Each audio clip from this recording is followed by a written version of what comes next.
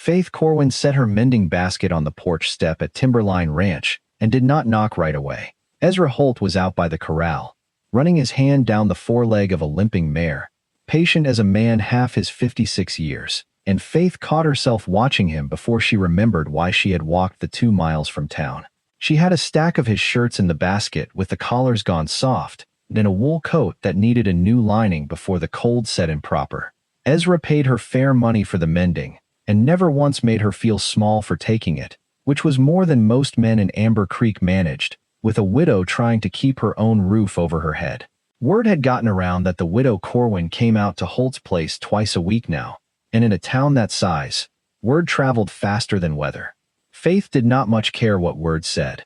She cared that Ezra looked up from the mare's leg, saw her on the step, and smiled like her coming out was the best thing to happen to his Tuesday. What Faith did not know yet was that Ezra had spent 3 separate mornings that week, practicing a hard sentence in his head, something about her deserving a husband nearer her own age, and had lost his nerve to say it every single time. If you're enjoying this story so far, don't forget to hit the like button and subscribe. Drop a comment telling me where in the world you're watching from. I love hearing from you. Faith had come to Amber Creek 2 years before, carrying a single trunk and a grief she did not talk about unless asked twice.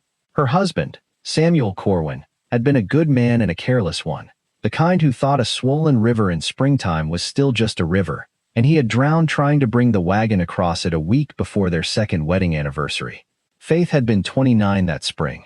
She buried him without any family near to help her, sold what she could not carry, and came west because staying in a house full of his empty chairs had felt like its own kind of drowning. She took in mending because her hands were steady and her stitches were small and even, work a widow could do without asking any man's permission first. She built a small life in Amber Creek out of thread and patience and told herself, most days, that a small life was enough. The town had been kind to her in its own careful way. Mrs. Applegate at the boarding house let her a small room behind the mercantile for less than the going rate, on account of a widow needing help sometimes, without being made to feel like charity. The school teacher, a soft-spoken woman named Ida Bell, brought her books when the winter evenings ran long. But Faith had learned quickly that a young widow in a small town occupied an odd place, neither maiden nor wife nor old enough to be past notice, and she had grown used to the particular ways certain women watched her, weighing whether she was a threat to their own husbands, or simply an object of pity. Faith kept her head down, and her stitches straight, and did not give the town much to talk about, until the day she put a notice up at the mercantile counter offering mending and plain sewing at fair rates. Ezra Holt had buried a wife too, though it had been 11 years now, long enough that the sharp edge of it had dulled into something he mostly carried without showing. His wife Louisa died of a fever, the same hard winter that took half the cattle on the North Range, and Ezra raised their son Wesley alone, from the age of 9, teaching him horses and cattle and how to keep his word, because that was the only inheritance Ezra trusted himself to give. He built Timberline up acre by acre out of almost nothing, through drought years and a hard winter that broke 2 of his neighbors clean out of the cattle business. By the time Faith Corwin started walking out twice a week with her mending basket, Ezra was 56 years old, gray through the beard, slower getting up out of a chair than he liked to admit, and lonesome in a way he had stopped mentioning to anyone, because there was no one left close enough to mention it to.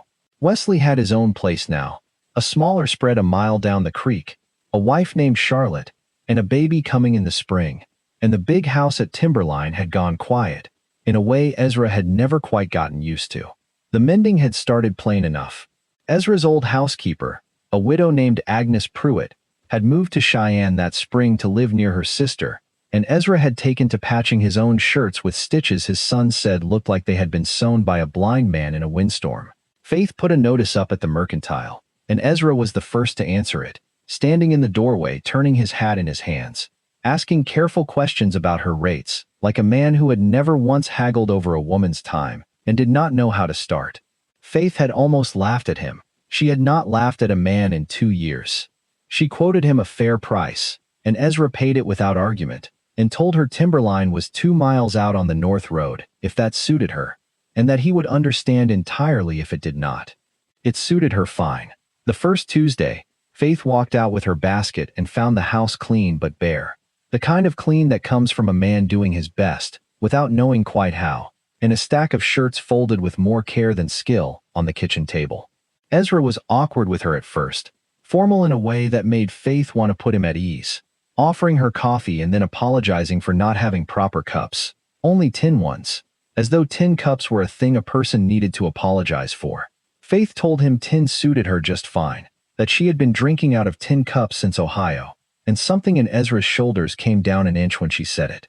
Faith earned more than a mending fee from Ezra Holt that first month, though neither of them would have called it earning at the time. In early September, one of the mares went into a hard foaling in the middle of the night, breech and struggling, and Ezra's hired hand was 3 days gone to Cheyenne for supplies. Faith had happened to still be at the house finishing a hem when the mare went down in the barn, and it turned out the widow Corwin knew more about a difficult birth than most ranch hands twice her size, on account of having grown up on her father's farm in Ohio delivering calves before she was ever old enough to be courted. She worked alongside Ezra past midnight with her sleeves rolled and her hands steady, turned the foal right by feel in the dark, and by the time the sun came up there was a wet, wobbling colt standing in the straw, and a rancher looking at the widow beside him, like he was seeing her clearly for the first time. Ezra did not say much about it afterward, only that he had misjudged what a woman with a mending basket might also be capable of, and Faith told him plainly that most people misjudged that about her, and she had long since stopped minding it, so long as the work got done. What kept Faith walking those 2 miles twice a week, long after the shirts were mended and there was no real reason left to come, was the particular quiet way Ezra Holt paid attention to a person. He remembered that she took her coffee black. He fixed the loose step on his own porch the week after she nearly turned her ankle on it, and never once mentioned he had done it for her. When a hard frost came early, he sent Wesley into town with a cord of split wood for her little room behind the mercantile, and told the boy plainly not to say who it was from, though everybody in Amber Creek with eyes could count on one hand the men who cut wood that fine and square. Faith figured it out inside a day and said nothing either, only brought him a jar of the peach preserves she had put up that August, and set it on his kitchen table without comment, and Ezra understood exactly what the jar meant. Ida Bell noticed the change in her first, the way an old friend does before anyone else thinks to look.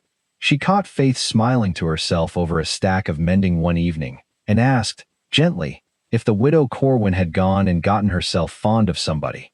Faith denied it at first, out of habit more than truth, but Ida only laughed and said a person did not hum while turning collars unless there was a reason for the humming.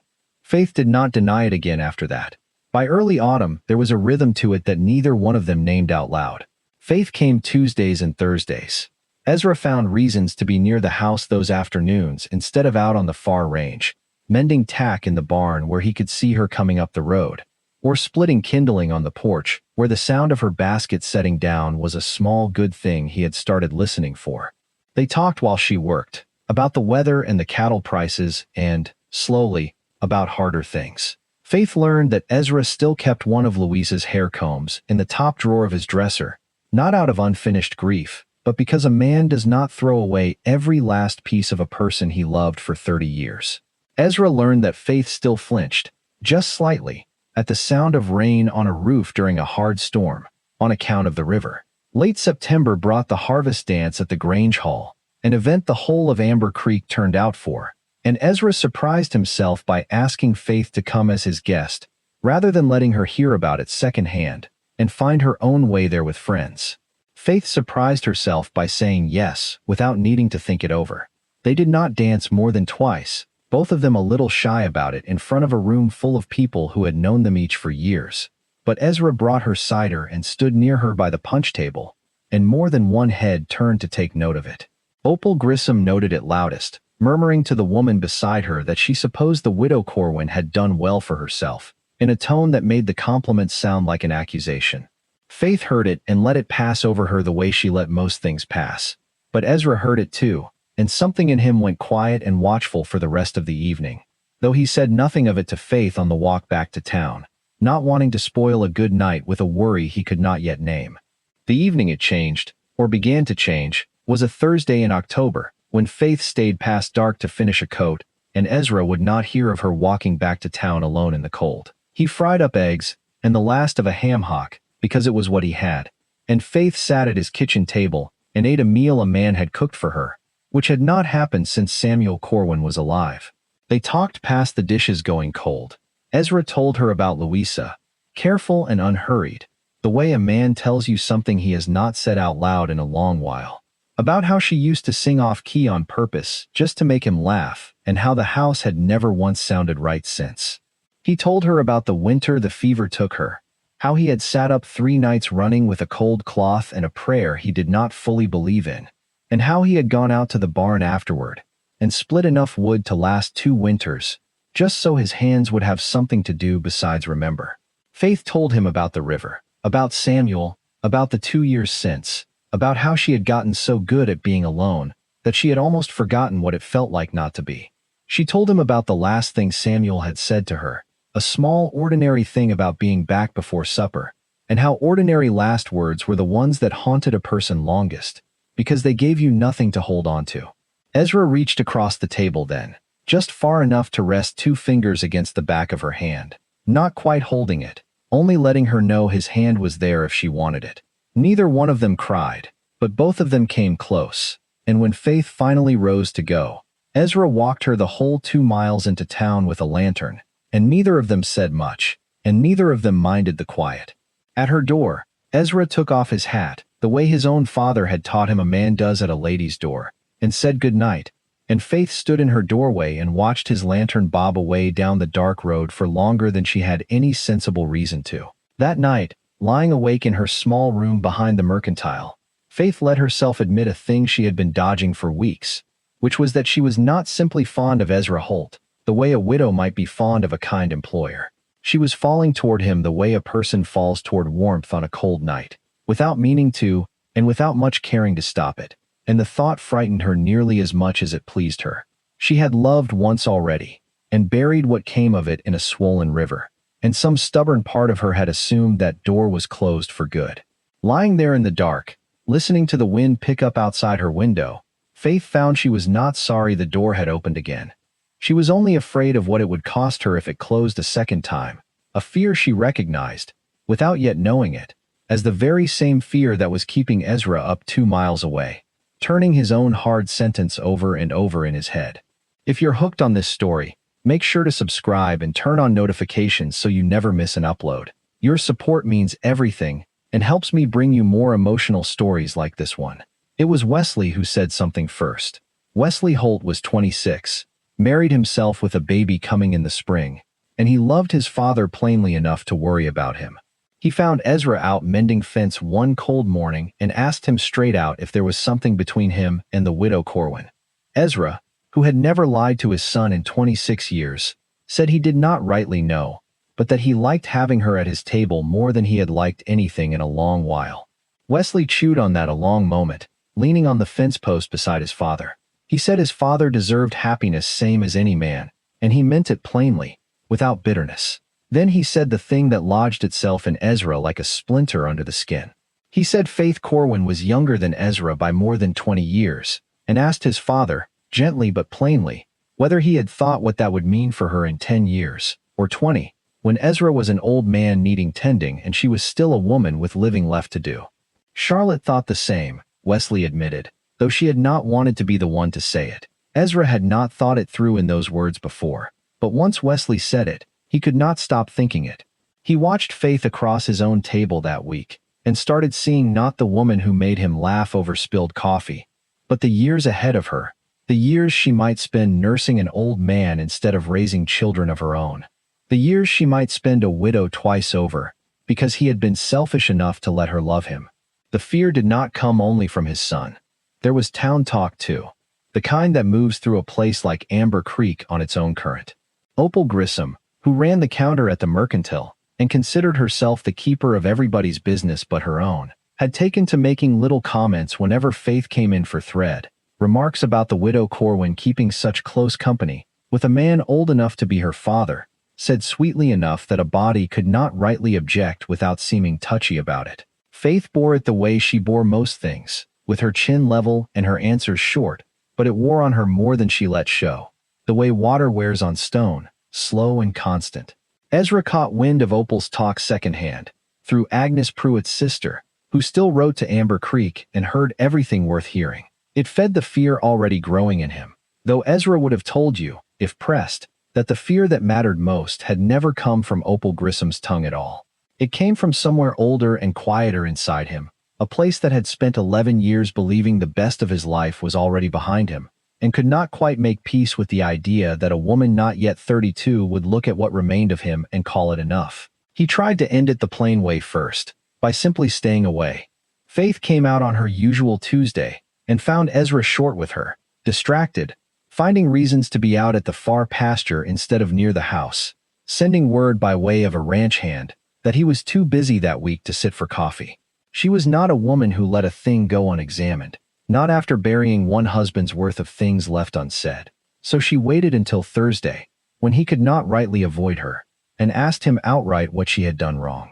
Ezra stood in his own kitchen with his hat still in his hands, turning it the same nervous way he had turned it in the mercantile doorway months before, and told her she had done nothing wrong at all, that the wrong was entirely his, for letting things go on as long as he had without saying the true thing out loud. Then Ezra Holt said the sentence he had been practicing for weeks and had never once gotten right in his own head, and it did not come out right that evening either, only honest. He told Faith she was 31 years old with her whole life ahead of her, and he was 56 with more years behind him than in front, and that it was not fair to her, none of it, the mending trips and the suppers and whatever this was growing between them, because in 20 years she would be a woman just past 50 with an old husband to bury, or an old husband already buried, and either way she deserved better than that arithmetic. He said the words plain, looking at the floor instead of at her, his voice rougher than he meant it to sound. You deserve a younger husband, Ezra said. Somebody who'll still be strong when you need him strong, and not somebody you're spending your best years tending instead of living. He said it, and then he stood there in his own kitchen feeling like he had just given away the one good thing that had walked into his life in 11 years. And telling himself it was the right thing to do did not make it feel any less like losing something. Faith Corwin stood very still in Ezra Holt's kitchen for a long moment after he said it. She had heard a version of that sentence before, in a different shape, from a different fear, the year after Samuel died, when well-meaning women in her old town had told her she was young yet, that she would find someone her own age, someone with a whole future, instead of a widow's grief already behind him. She had hated the sentence then too, because it assumed love was a kind of accounting, a ledger of years owed and years remaining, when Faith knew from the inside what it actually was. She set down the dish towel she had been holding. She did not raise her voice, because raising her voice had never once gotten her anything she wanted in her life, and she was not going to start now. I did not come out here twice a week for 2 months to court a number, Faith said. I came out here because you remembered how I take my coffee, and because you fixed my porch step and never said a word about it, and because you cooked me eggs on a Thursday and told me about Louisa like she still mattered to you, which she should. I buried a young husband, Ezra. Young did not save him from the river. Young is not a thing I am looking for. I just want a good man. I just want a good man like you. Ezra did not answer right away. He looked at her the way a man looks at something he has been afraid to want, afraid that wanting it too plainly would somehow prove he did not deserve to have it. Faith crossed the kitchen and took his rough hand in both of hers, the same hands that had mended his shirts and turned his collars, and she told him the rest of it plainly, because plain was the only way she knew how to say true things. She told him she had watched women her own age marry men their own age and bury nothing but disappointment. Men who never once fixed a porch step or asked how she took her coffee. Men who spent their money at the saloon and their patience on everyone but their own wives. She told him a good man at 56 was worth 10 careless men at 30, that she had already learned that lesson once from a river, and she did not intend to unlearn it now, on account of arithmetic Wesley had done in his head out of love and worry. She told him the truth did not have a number attached to it at all. The truth was that she looked forward to Tuesdays and Thursdays more than any other days of her week, and had for months, and that scared her too, if he wanted to know, because loving somebody again after Samuel had not been a thing she planned on ever doing. For a moment neither of them moved, and the kitchen was quiet enough that Faith could hear the clock on the shelf and the fire settling in the stove, and she wondered if she had said too much, or not enough, or the wrong thing entirely. Then Ezra pulled his hand free, not away from her, but only so he could set it against the side of her face. Careful, the way a man handles something he is still not sure he is allowed to touch. He told her he had been a coward, dressing his fear up in numbers, so it would sound like he was thinking of her instead of himself. He told her the truth was simpler and harder than any arithmetic. The truth was, he had been afraid that if he let himself want her plainly, and then lost her the way he had lost Louisa, he would not survive the losing twice. Faith told him that fear was not a reason to refuse a good thing. It was only a reason to hold it carefully, and she intended to hold it carefully too. It was Wesley who came around next, and it happened at Sunday supper 2 weeks later. The first meal Faith had cooked in Ezra's kitchen instead of the other way around. A pot roast with the last of the summer carrots, and a pie made from apples Faith had put up in September. Wesley and Charlotte came out with the new baby wrapped against the cold, and Wesley watched his father laugh at something Faith said, a real laugh, the kind Wesley had not heard out of him since before Louisa died. Wesley set down his fork partway through the meal and told his father he had been wrong to bring up the arithmetic at all, that he had been thinking about years and had forgotten to think about whether his father was happy. He looked at Faith across the table and told her plainly that he was sorry, that he had judged her before he had properly known her, out of fear for his father rather than any real fault of hers. Faith told him there was nothing to forgive, that a son worrying over his father was no sin at all, and that she hoped, someday, her own children might worry over her with half that much love.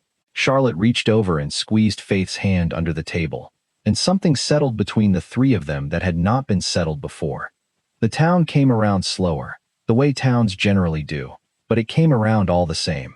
Opal Grissom's comments at the mercantile counter thinned out over the following months, the way most talk does when it runs up against two people who are plainly, quietly happy and do not care to argue about it. It was the Christmas social at the church hall that finally put an end to it for good.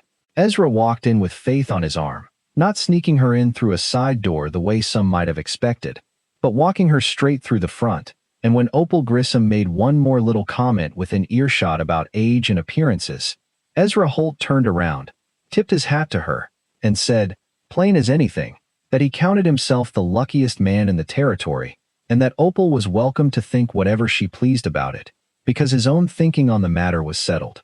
The hall went quiet a moment, and then old Mrs. Applegate, of all people, started clapping, and the moment passed into something warmer, and Opal Grissom had nothing left to say that anyone in that room cared to hear.